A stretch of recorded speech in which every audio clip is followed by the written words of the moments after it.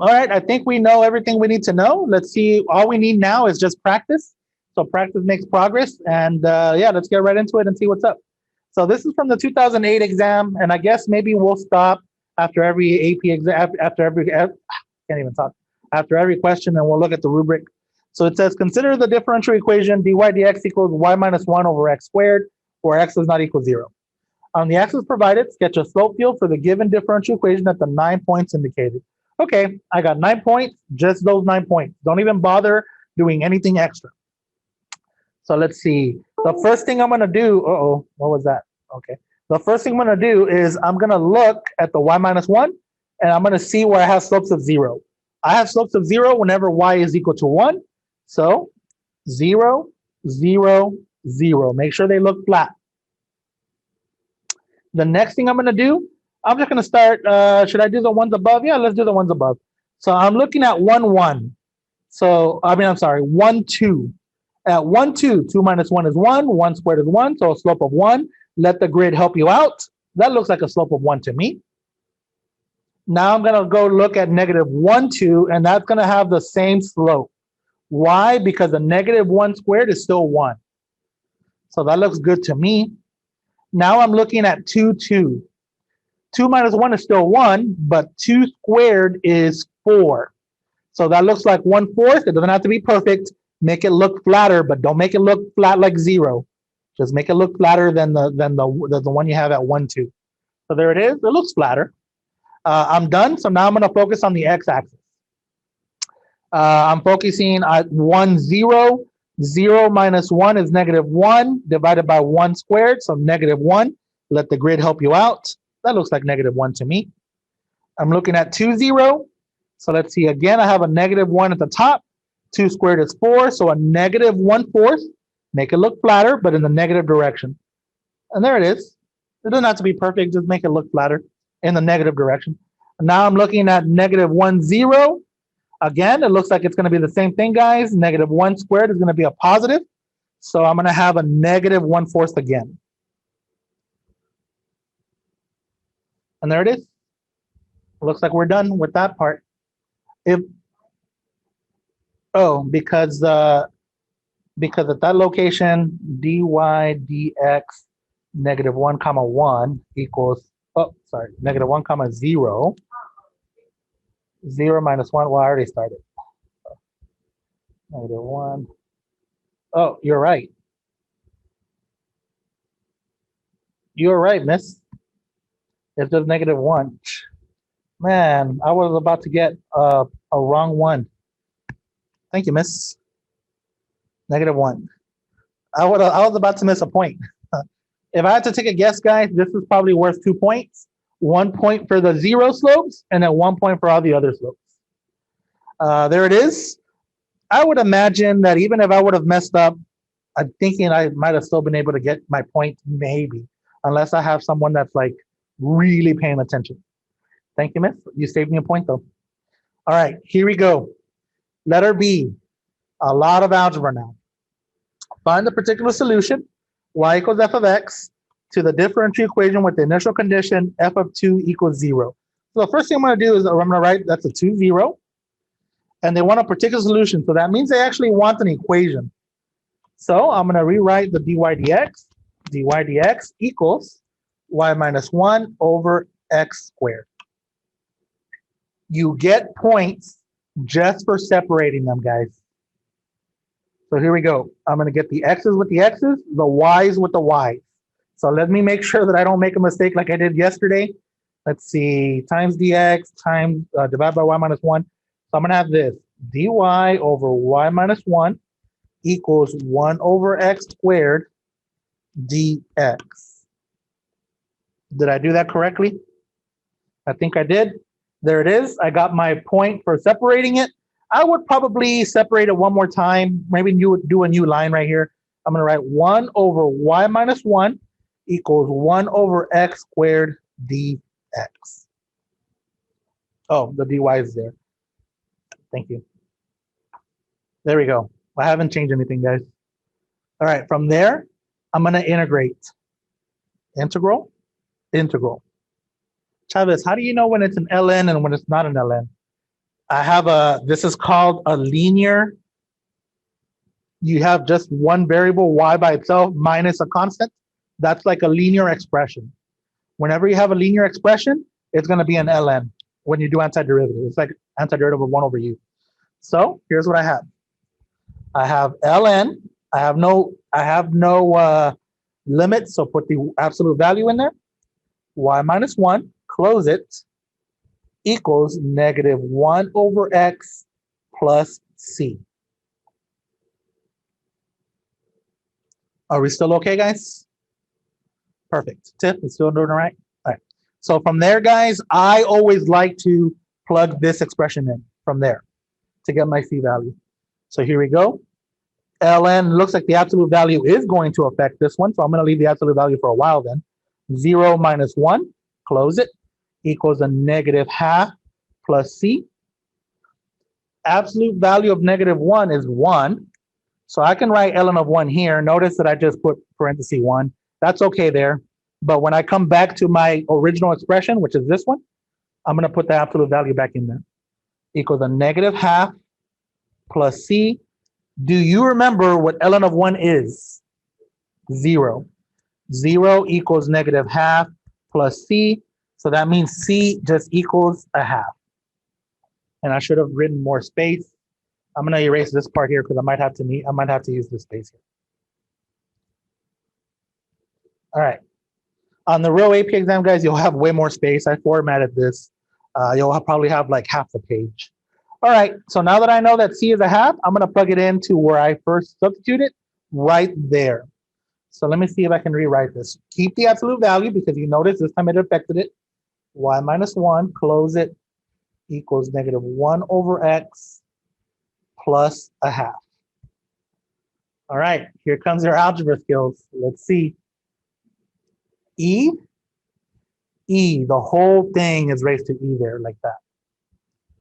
So drop the ln and keep the absolute value, y minus 1, that's the absolute value, equals all this expression. I kind of want to change it already, but I don't know if you guys want to change it.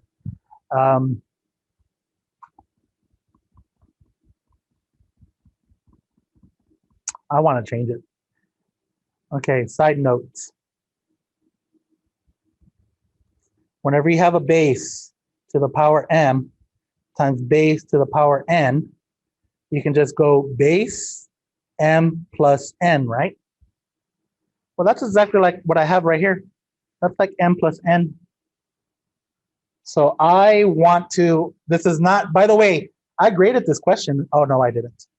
It's one very similar to it. I didn't grade this one. Y minus 1, that wasn't there at the AP reading that year, equals, I'm going to rewrite this as, so look, this, maybe you guys will see it easier if I do this, e to the 1/2. No, you know what? Don't bring in more ideas than necessary. E to the negative 1 over x times e to the half. So that's what this is. Oh, it helps me because this is just a constant. It's the square root of e, right? So that is just this, guys. Absolute value of y minus 1 equals the square root of e to the negative 1 over x. I think that's easier for me. Mazuka, how do you feel? Good. Okay. I'm going to take away the absolute value, guys. So I guess another side note, absolute value of x is equal to plus minus x. I hope we knew that, right? So so on the next line, here's what I'm going to write. Y minus 1 equals, I know, okay, the phone is connected and disconnected. So there we go. Y minus 1 equals plus minus all of this expression. Square root of e to the negative 1 over x, close it. And there it is. That's it. I haven't decided on what I'm going to do with the plus minus until the very end. And then the last thing I'm going to do is move the 1 to the right. So y equals plus minus, I haven't decided which one. We're going to find out in a little bit. Plus 1. There it is. It's not quite your answer yet. I got to choose one. It cannot be both. What am I going to use to help me decide whether it's positive or negative?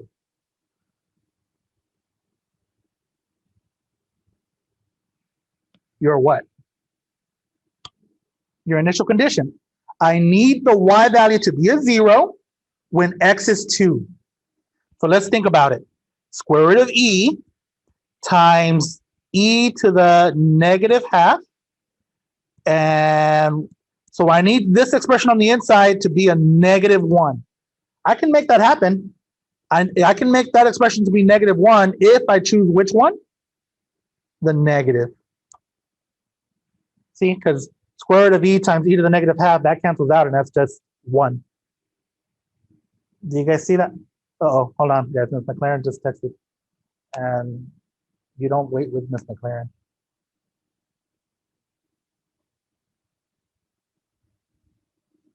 Zero BC students. She's asking if we have any BC students this year.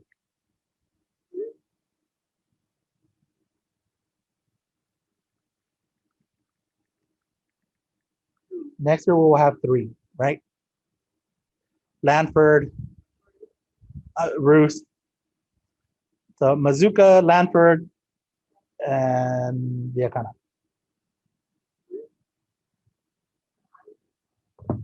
All right, guys. So there we go. So the negative 1. So I'm going to keep writing. So my equation, f of x equals the negative square root of e to the negative 1 over x plus 1. No, this plus minus is only for this parenthesis here. So like,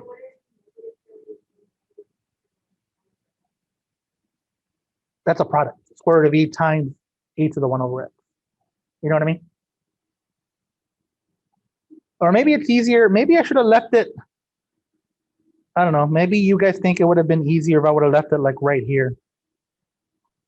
This is also an answer. This is probably the one that the book has, or the key has, because it looks like it might be simpler. I don't know. Do you guys like this one better? Number 1 over number 2? I like number 2 better, but yeah. Huh? Oh. Okay. Okay. I'm going to erase it because I like mine better. There it is. And I think we're good, guys. I like it better because, I mean, I did this question this morning, and I like it better because it helps me a lot better with this one. I don't know, maybe the other one helps the same. So it wants to know, find a particular solution, y equals f of x described in part B. Oh, did I not need to do that? Okay, for the particular, sorry. Find the limit as x approaches infinity. So I'm gonna write limit as x approaches infinity. And I'm just gonna write the expression, negative square root of e to the negative 1 over x plus 1. All right. On the side, limit as x approaches infinity of 1 over x. If you want to put a negative in there, that's fine. As x gets really, really large, 1 over x approaches what?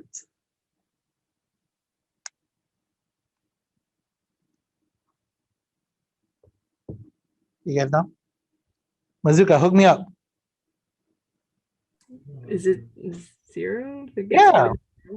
Yeah, 1 divided by a huge number is 0. Anything raised to the 0 is? It's 1. Anything raised to the 0 is 1, guys. So what I have negative square root of e times 1 plus 1. So there it is. You got it. So what's your answer? Negative square root of e plus 1. Should we look at the rubric now, or do you want to look at the rubric later? Probably now, right? Because it's fresh right now. Okay, where? The whole thing? Or letter C? Oh, okay, what happens as x approaches infinity for the function negative 1 over x?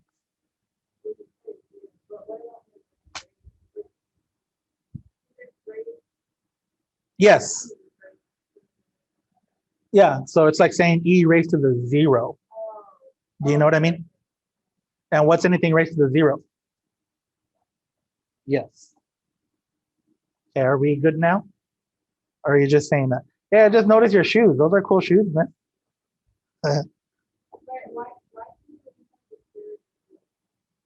You can write e to the half if you want. This is just a constant. So okay, so maybe from algebra. This is a side note, guys. You would never write this part of the AP exam. So if I have 5 e to the x, and I tell you what is the y value when x is 0, when x is 0, y equals. I would hope you would be able to tell me 5 right off the bat, because e to the 0 is always 1, but this is a constant times 1. See, so if you want to put parentheses like that. So it's 5 times 1, which is just 5. You know what I mean? Cool or not cool? For sure? Did I answer your question? Okay. All right, guys, there it is. Let's go ahead and look at the rubric. This is from what year? 2008. So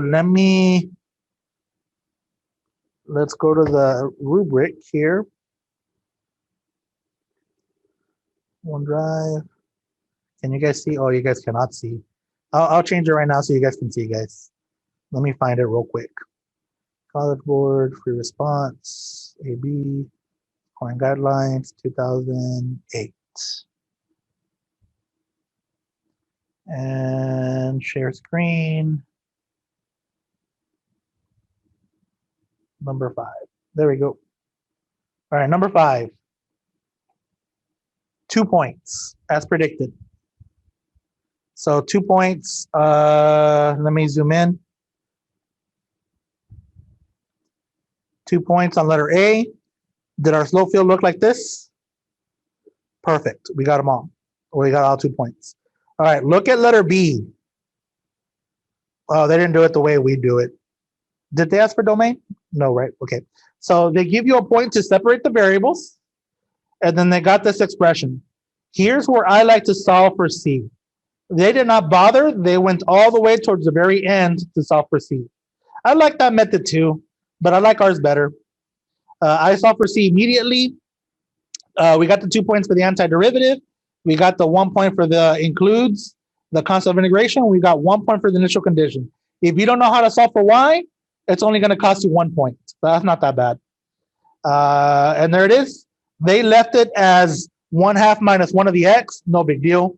I left it as square root of e times e to the 1 over x when I put the negative on the outside, and I think I put the negative on the top as well. And they told me the domain. I did not bother with the domain, but did they ask me to put the domain? Sometimes they do, sometimes they don't. Nope. So we would have still gotten the point even if we didn't say the domain. Letter C, we got the same answer. And there it is. I'm kind of I'm liking my answer better than their answer, but that's fine. That's fine if you like theirs better. All right, let's go back and let's see if we can continue with the algebra. That's it for that one. This one, okay, I remember this year very clearly. I graded this question, and I graded this one over and over and over. This was a headache to grade because there was so many solutions. There's a lot of very smart kids with algebra, and they simplified this expression like no one's business. And I had to constantly keep checking. So it took a long time for me to read these. I must have graded like 1,000 or 1,200 of these. So here we go. I'm very familiar with this question because I graded it. It's embedded in my head forever. It says, consider the differential equation dy dx equals 1/3 x, y minus 2 squared. A slope field for the given differential equation is shown below. Sketch a solution curve that passes through the point 0,2 and sketch a solution curve that passes through the point 1,0. Now, I don't have my notes with me, but I believe students that did this, they did not get the credit because they either had to put the arrows or they had to make it go through the whole graph.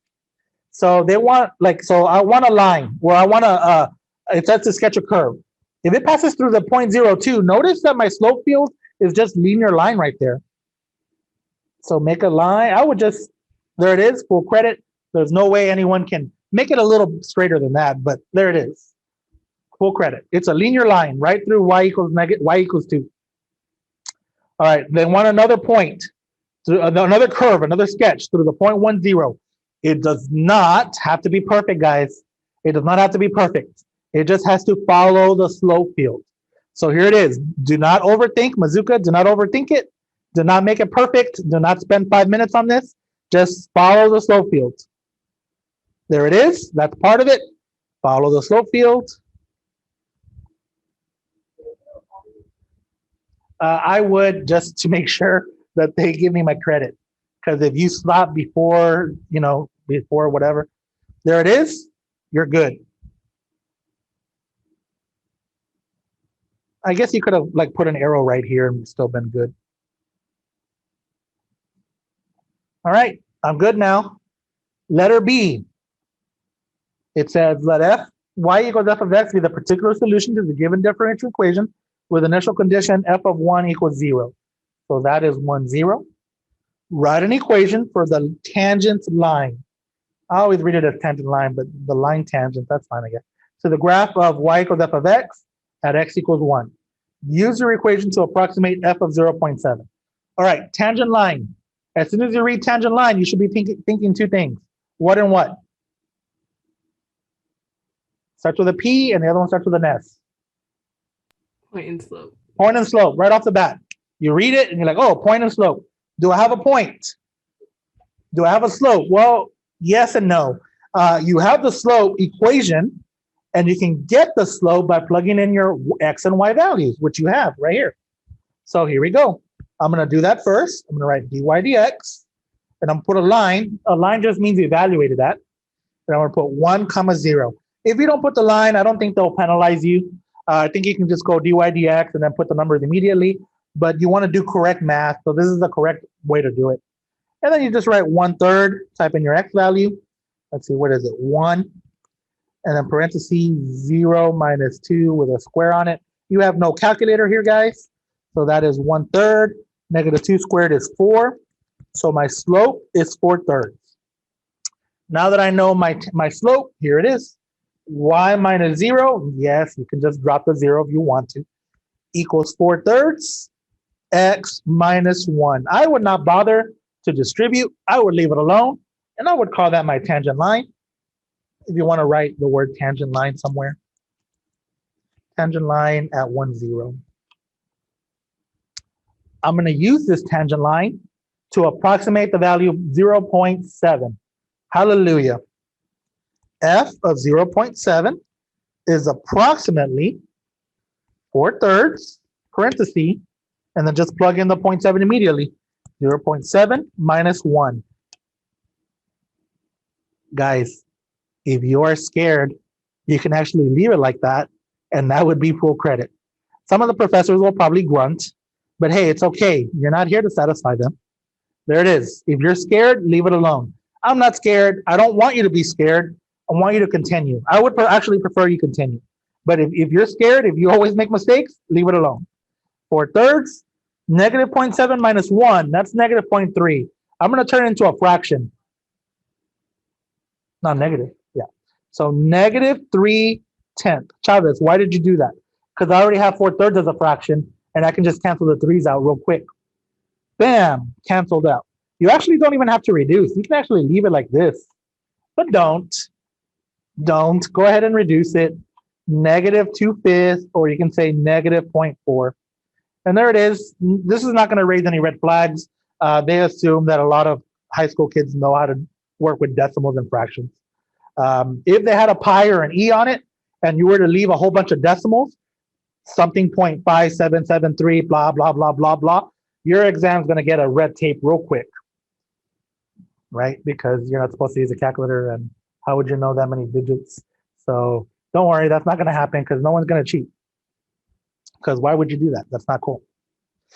All right, letter C. Find a particular solution, y equals f of x to the given differential equation with initial condition f of 1 equals 0. All right, so again, this is just algebra. Well, calculus for the first part, and then after that calculus, you do algebra. So I'm going to write my differential equation. And since all of them have been using a lot of room, I'm going to see if I can write small. dy dx equals 1/3 x. Sorry, guys, I forgot. Short-term memory. Y minus 2 squared. First thing you do, get the y's with the y's, the x's with the x's.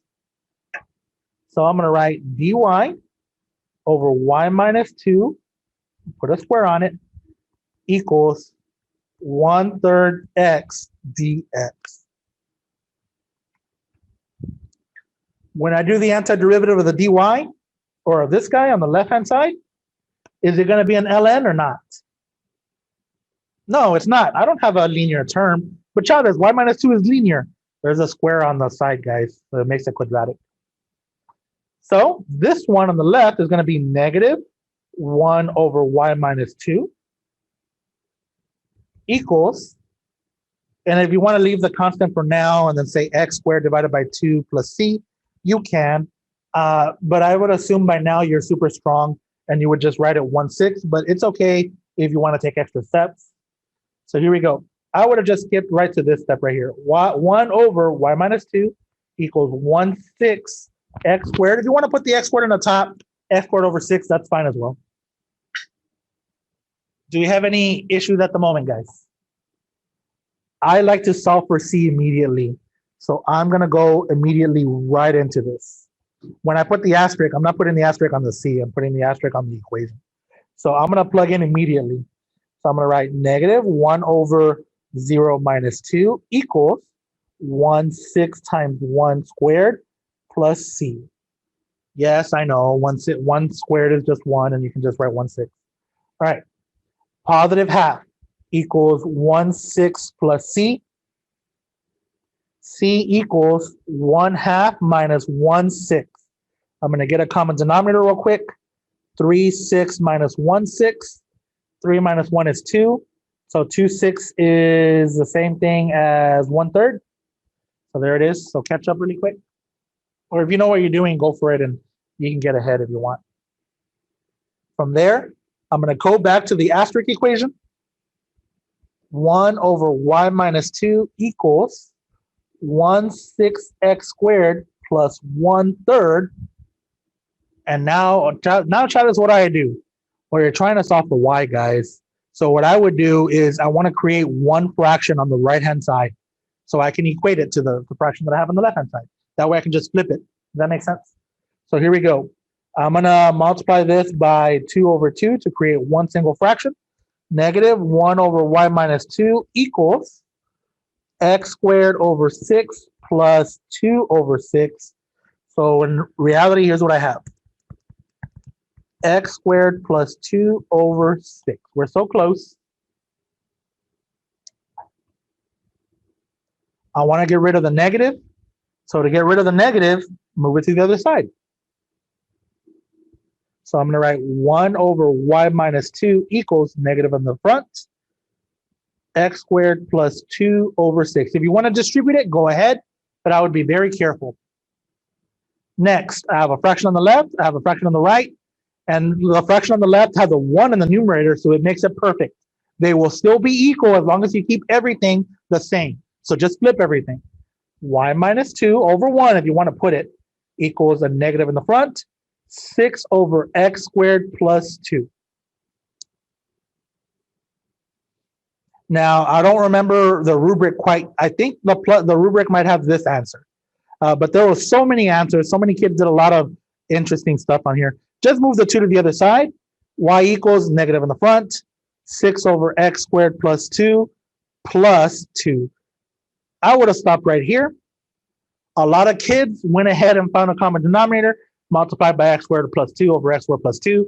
One common denominator, combined like terms on the top. That's fine. You can do that. I would have left it alone right here.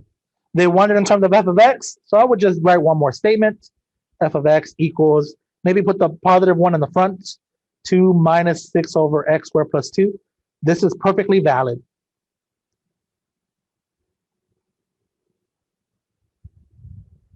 Do we feel we're getting stronger, guys? All right, let's look at the rubric. 2018. I should have brought my notes. I have a whole bunch of notes on this, like 10 pages worth.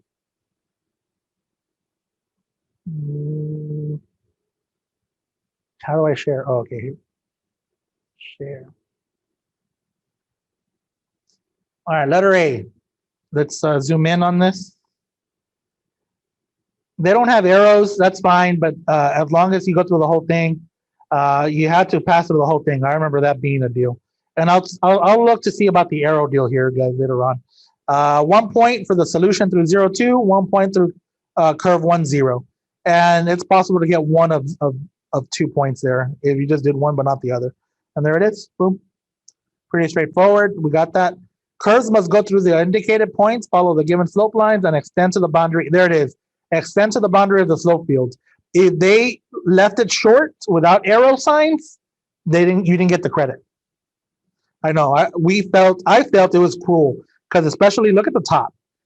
I mean, I would think if you shorten that segment that the kid knows what they're doing, but they didn't give them the point, if I remember correctly. All right, letter B. They did fancy notation, x comma y equals 1, 0. I think that's overkill. Dy dx with a line at 1, 0 is enough. 4/3, is that even a point? Nope. The tangent line and the approximation is a point. So an equation for the tangent line of f of x is at x equals 1 is 4/3 x minus 1. We got that correct.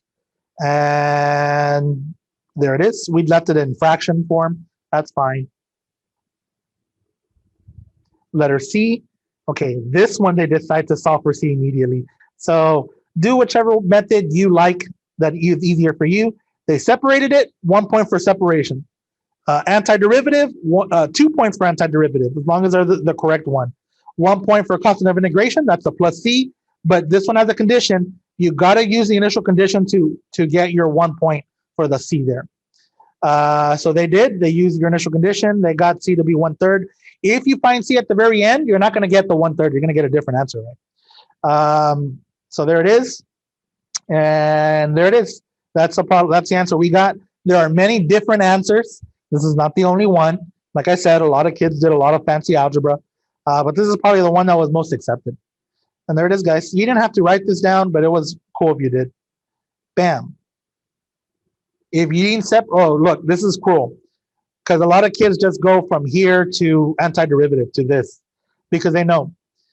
If you did not show the separation of variables, look, they do not give you any points on that section, guys. Make sure that you separate the variables, that you separate the y's with the y's and the x's with the x's. If you don't, look at this one, 0 points. All right, let's go to the last one, guys.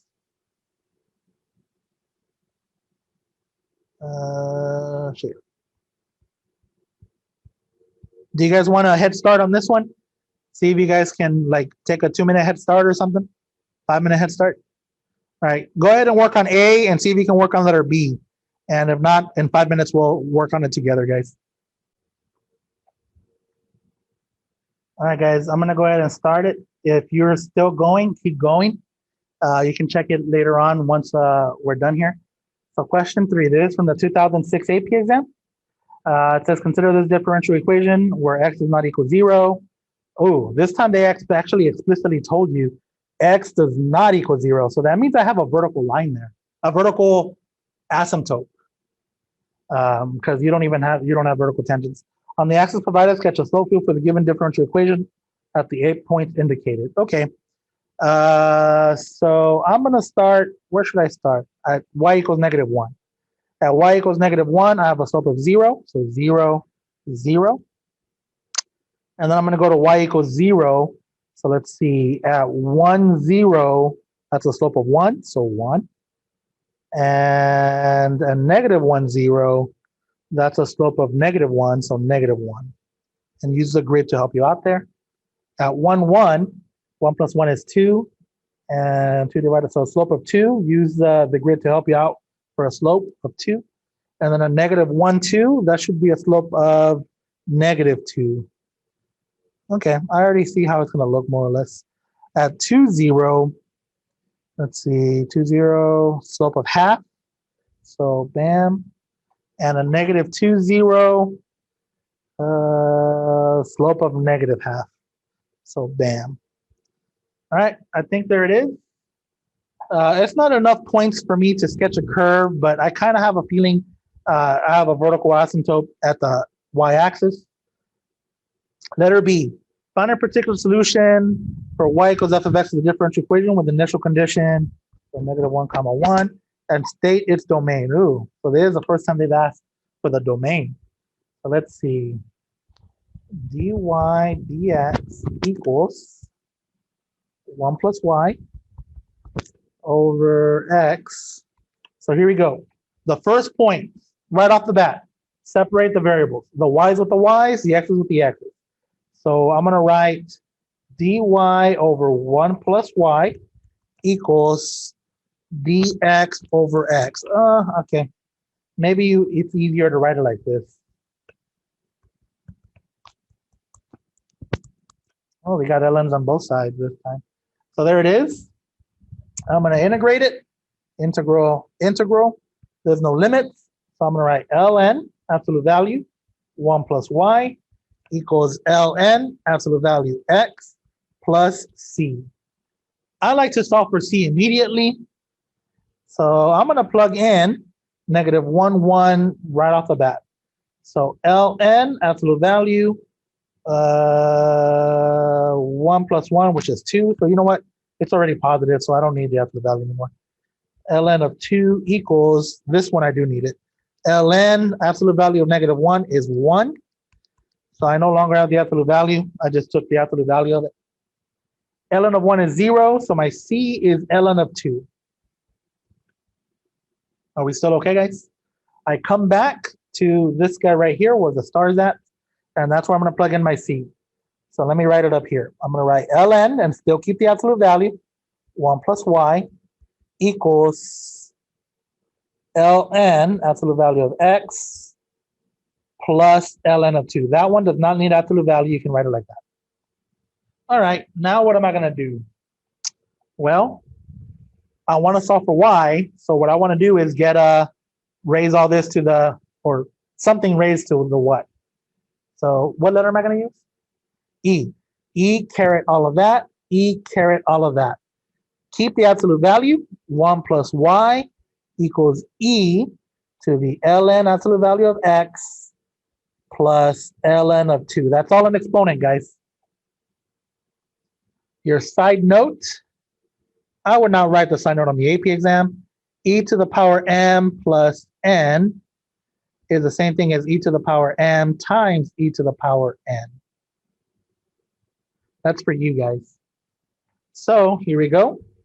Absolute value of 1 plus y equals e. I'm going to keep the absolute value on this one because in a little bit we'll figure it out. Times ln of 2. Oh, e to the ln of 2. I just said the side note and I didn't even follow it. Okay. This e to the ln of 2, that is just what? That is just 2.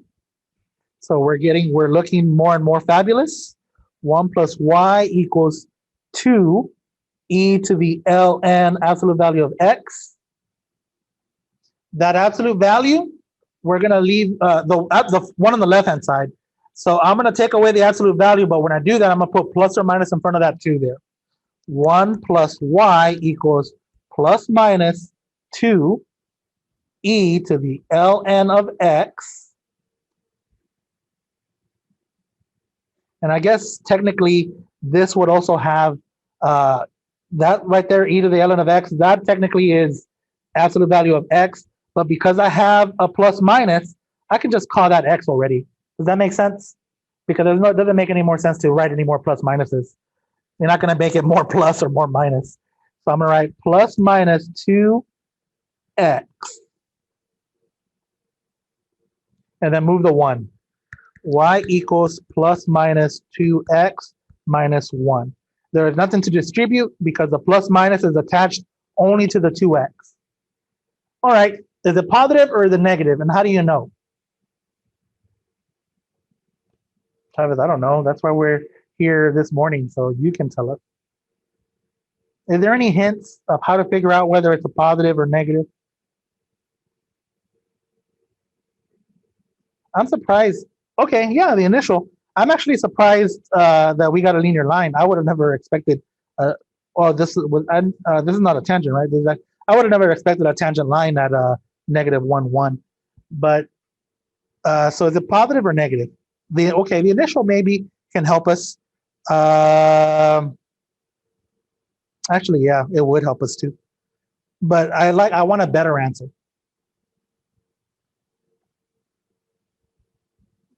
Look at this. Because isn't this a specific equation? Isn't this a specific equation at the point negative 1, 1? All right, tell me something about negative 1, 1. Tell me something.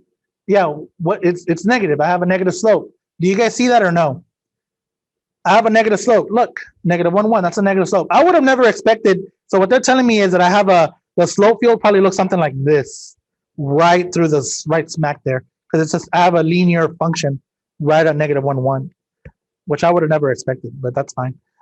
So it's negative. So then that means it has to be a negative. You could also let the initial condition give you the answer, and you would have gotten the right answer also.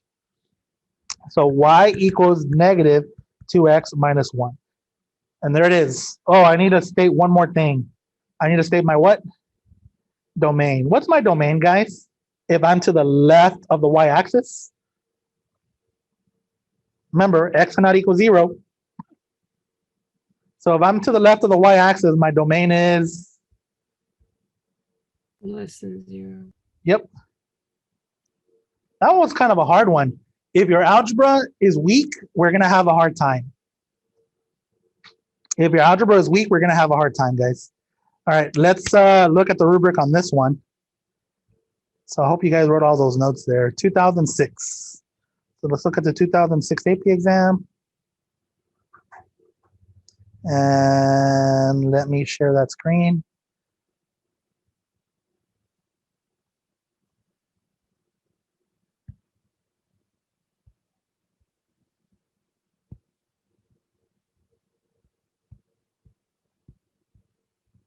All right, here we go. Did we get the 2 points for letter A? The sign of the slope at each point relative to steepness of slope lines in rows and columns. Oh, they didn't. That means that they're not. They're just making sure that it's where it's supposed to be steeper, steeper. Does your slope field look like this? There you go. You got your 2 points. Letter B. So letter B was worth 7 points. I want you to note, and this is very common, if you do not separate it, they don't even bother looking at your exam. All right, separate the variables. 1 point. The y's with the y's, the x's with the x's. That's what separation of the variables means. Antiderivative. So antiderivative, ln absolute value, ln absolute value. You got to have the absolute value initially. They put plus k. I don't know. They use different letters for different constants all the time. I always just use the letter C. Absolute value, they did the E. So there it is.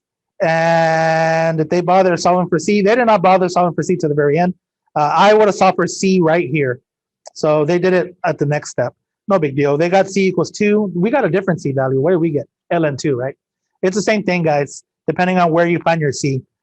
So we got our points. We got our 2 points for antiderivative. We got the 1 point for constant of integration. And look, this time they give you the 1 point for the plus C and a 1 point for using the initial condition. And then solving for Y. So Y equals, they would have accepted, oh wow, that's crazy. They would have accepted 2 absolute value of x minus 1 and x less than 0. I wouldn't have thought of that, guys. I would have just gone right to this one. Y equals negative 2x minus 1 for x less than 0. I think we got it right. Did we get negative 2x minus 1? So there it is. And they would have taken the top one as well. Awesome. All right, guys, we're almost done. And I'm sorry that I didn't text the group yesterday about the weatherman, but I'm going to show you guys some cool stuff here. So check it out. These are just slope fields, regular slope fields, and you just have 3 random curves. They're all the same, but they all differ by a constant. So that's what's really cool about slope fields. And then I put Google wind maps, math physics called directional slope fields or vector fields. Slope fields are all over the place. The weatherman or weather lady, they actually took calculus just because, well, they have to, right? They actually know a lot of math. So look, check this out. I think this is really cool. So I'm going to Google, what did I say I was going to Google? Wind maps. Okay, so let me Google wind maps. So their wind map, I actually Googled it earlier. So look, check it out. These are called, look how cool this is. I just clicked on the very first one. And as soon as it loads, look at this, guys. Slope fields. Isn't that cool? These are slope fields. Now they don't have directions on it like little arrows, but you can tell what direction they're going. Sometimes they call this directional fields. What do they call them here? Nothing. Wind map prints. Okay, let's look at another one. So let me go back and let's look at this one. Right. I don't want that one. Oh, that one looks like it's going to be a cool one. Let's look at this one. I think this one has arrows on it. Wow, look at that, guys. You guys don't think that's really cool? Those are slope fields. They can tell you the direction of the wind, but these are slope fields in essence. They're animated, which I think is really cool. But okay, I mean, I don't know if you guys are impressed or not. I'm always impressed, like how calculus is everywhere. All right, so let me come back, guys, and